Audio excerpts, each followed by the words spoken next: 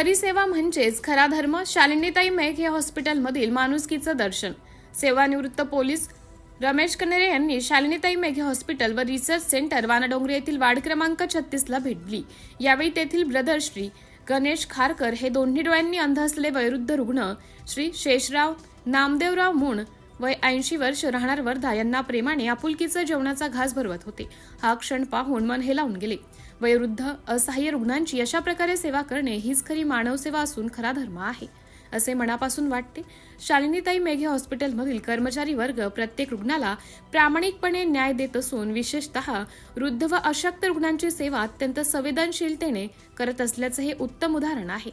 ख्रिसमसच्या पवित्र दिवशी एका अंध व्यक्तीला जीवनाचा घास भरवून देणे, त्यांच्या आयुष्यात थोडासा आधार देणे याहून मोठे पुण्य दुसरे काय असू शकते. मानवतेचा संदेश प्रत्यक्ष कृतीतून देणारा हा खरा प्रसंग खरोखर प्रेरणादायी आहे. या निमित्ताने वार्डमधील सर्व सिस्टर, ब्रदर व कर्मचारी वर्गाला श्री कनेरे यांनी मनपूर्वक शुभेच्छा दिल्यात.